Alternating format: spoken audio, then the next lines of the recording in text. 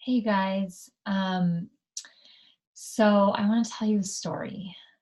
About 15 and a half years ago, I was walking in the halls at church with my little baby.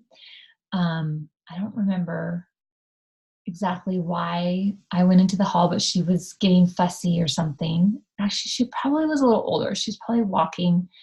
So she was probably like 8 or 9 months old and just couldn't sit still.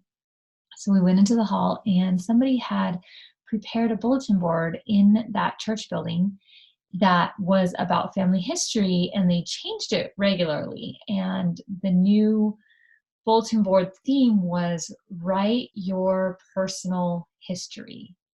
And as I read that board, I felt this spiritual impression that I needed to write my history. But I was young. I was probably 24 years old at the time with my oldest little baby and just figuring life out. I didn't even feel like I really knew how to tell my story or write my story. Over the next 15 years, I would go on to start and abandon many blogs trying to tell my story. But I think in hindsight, the problem was I didn't know who I was talking to. So I would start writing and then I would get overwhelmed. How do I do it? Do I do it chronological? Do I do it by theme? Anyway, and so I never really did it. And I have been trying to ignore this prompting for almost 16 years. Fast forward to a couple weeks ago when I heard an interview on a podcast, one of my favorite podcasts, talking about storytelling. And so it kind of piqued my interest. I thought it was an interesting topic. But Matthew Dix, the author of the book Storyworthy, was the being interviewed, and he mentioned how he teaches storytelling workshops, and he has to constantly tell women, specifically women, that their stories are worth telling. And after that podcast finished, I was on a walk and I was walking in silence, and I felt, not so much heard, but I felt these words enter my mind. I've given you time to tell your story. And I kind of felt a little chastised by God that He has asked me several times over the past decade and a half to tell my story, but I think I was getting tripped up thinking He was telling me to write my story. So, in the last couple of weeks since I had that experience, I almost daily have had more spiritual impressions that I need to tell my story. And it's not that I even have one story to tell. And I know my life story it's interesting. It is almost like movie worthy. But, like I am just a normal person, and I don't know who wants to hear my story or who is out there for me to touch. But right now, I am working on blind faith, and I'm just going to move forward with my story. So that's kind of a little story within a story for you. Um, I wanted to just give you the bird's eye view. I don't know who you are that's watching this. Um, I know lots of my friends and family are familiar with my story, but I feel like I can't start without the bird's eye, 30,000 foot view of it.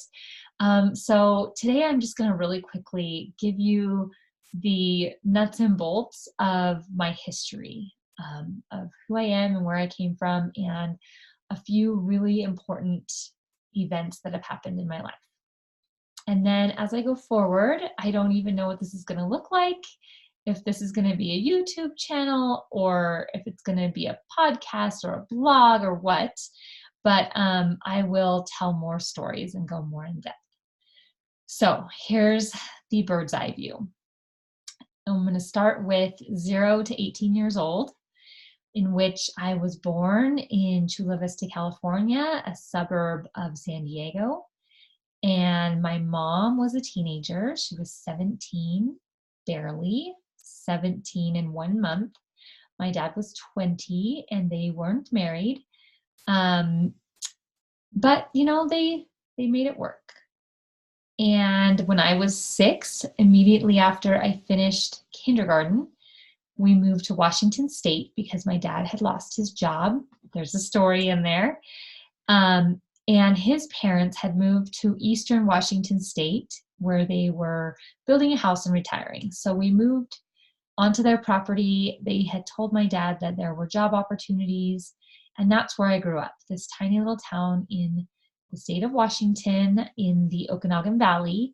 I'm not going to get more specific than that because I'm sure my story will overlap with my family members' stories, and I don't want to infringe on their privacy. So small town, and basically my childhood was pretty tough. I think most people would agree that it was a pretty tough upbringing. Um, my parents did drugs, they were alcoholics, there was emotional and physical and sexual abuse. Money was always tight. My mom was a stay at home mom until I was in 6th grade. Um, Actually, no, that's not true. Until, well, I have a little sister who's 12 years younger than me who was born when I was in 6th grade. And I think she went to work when my little sister was 3 or 4 years old. There's some primitive living situation, like no running water or electricity for several years. But overall, I always knew my parents loved me, and I really enjoyed growing up in a small town. It felt safe to me, and I really loved my grandparents who were in that town. I got to spend a lot of time with them. I graduated as the valedictorian of my graduating class, 1998. And I went off to college at the University of Washington. So the kind of the second chapter of my life is from the time I was 18 until I was 23, where I went to college. I was engaged to my high school sweetheart and broke it off with him because I met my now husband my freshman year of college. Um, I was inactive from the church I grew up in. I'm a member of the Church of Jesus Christ of Latter-day Saints. I was inactive from the time I was about 14 and a half until I was 20 or so. And during these college years, I decided to go back to church. And my boyfriend at the time, my live-in boyfriend at the time, came with me, investigated the church, and he's now a convert to the church. So a lot of stories about dating and finding my husband and how we're super perfect for each other. Also during that time is one of the biggest turning points in my life, which is that my mother passed away after a car accident. Um, but I figured that out, and I went on to graduate from college and start working, and got pregnant on purpose and moved to California for my husband's first job after college. So the third chapter of my story kind of starts where I am pregnant and we've just moved to the Bay Area. My husband started working for Lockheed Martin, and I plunged into motherhood, which was not an easy transition for me. I always wanted to be a mom, but surprisingly, it was not easy.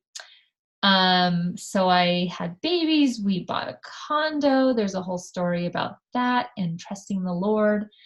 Um, but during this time, I was really, really lost in who I was and what my purpose was. And I was not being the kind of mom and wife that I wanted to be. Um, let's see, I have 3 children. My oldest was born in the Bay Area, and then my second was born right after we moved to Colorado. There's a 3-year gap between them. And then my third, so there's 2 girls, and then I have a son, is the last one. He was born just over a year and a half after my second, as we're kind of getting settled in Colorado. and that's where we are now. When my oldest daughter started second grade, I began homeschooling her, and I homeschooled her and my other kids for 5 years up until the time we moved to Germany for a year. So this is where the fourth chapter starts. Um, my husband and I love travel. It's a really big value of ours. And we always kind of dreamed of living abroad. We never really thought it would come true, but we had this really rare opportunity to move our family to Germany. We ended up living there for 1 year, and we just had to take that opportunity. We lived about a 30-45 minute train ride away from where my husband's grandmother grew up in Germany, and she raised him, so that was kind of close to our heart. And we lived in a town called Bremen, which our last name Bremer means from Bremen. So that was an interesting coincidence, I guess. I have tons of stories about living in Germany and how that really stretched me and, in a way, was a turning point in my life to where I am now. So we lived in Germany, like I said, for a year, and that is where I found life coaching through podcasts, through the amazing Jody Moore and her mentor, Brooke Castillo, who runs the Life Coach School. Right after we moved home from Germany, I ended up signing up to go to Life Coach School training. And now I am a life coach and I'm building my business, and it's the hardest, most wonderful thing I've done other than raising children. And I'm learning how to lean into my negative emotions, how to juggle lots of different moving pieces with still being a mom, and my husband works full time and running a household and having a business and friends and church callings and all the things, right? Um, and that pretty much brings us to today. We've been home from Germany for 2 years, and I have changed so much in the last 2.5 years since I found life coaching. I literally went from being a shy, anxious, scared person over pretty much everything from, cleaning my house to driving cars to talking to people, to now I truly honestly feel so confident and I know who I am and I'm so much more sure of myself. It's not to say I don't have tons of work left to do, but I am totally a different person. So I don't know why I am supposed to tell my story, but I know that I am supposed to. I know that a higher power wants me to, which I can only assume means that someone out there will be changed or inspired or taught by some of the things that I've gone through in my life. So thank you so much for joining me. That's the bird's eye view of who I am. And I hope you'll follow along and share my story with anyone who you think it might be of use or help to. I will be talking a lot about the lessons that I've learned and the themes that I see from my life, just as I kind of put together a really quick outline just for this video today. I realized that there were some themes I could already see, which are trust the Lord. So you will be hearing more about my faith and my spiritual experiences and the miracles that I've seen happen in my life. Another theme I saw was that if you feel it, then chances are other people are feeling it too. So many of people I talk to, friends, neighbors, my clients, family members, we feel like we're alone in feeling broken, like there's something wrong with us. And I want to assure you that pretty much everyone feels that way. That's a theme that I have seen in my life, that I think I've clung to this idea that I'm not alone. I might not know who else is out there that feels the same way, but odds are if I feel this way, someone else does too. Another theme that I've seen is that many of my transformational moments have come when someone else tells me what they see in me, and then it resonates. And it's something that I'm like, oh, yeah, I knew that. So I have several stories that kind of go along with that. And then just the theme of working hard, that you grow through your trials, through the hard stuff, through the tough stuff. And it requires you to work hard, really on an emotional level. So I'm going to wrap this up. This is longer than I anticipate my other stories to be, but I did want to kind of give you the overview of who I am and where I came from and some themes and some kind of major events in my life. But I hope you'll join me as I go along. Like I said, I don't know what it's going to look like.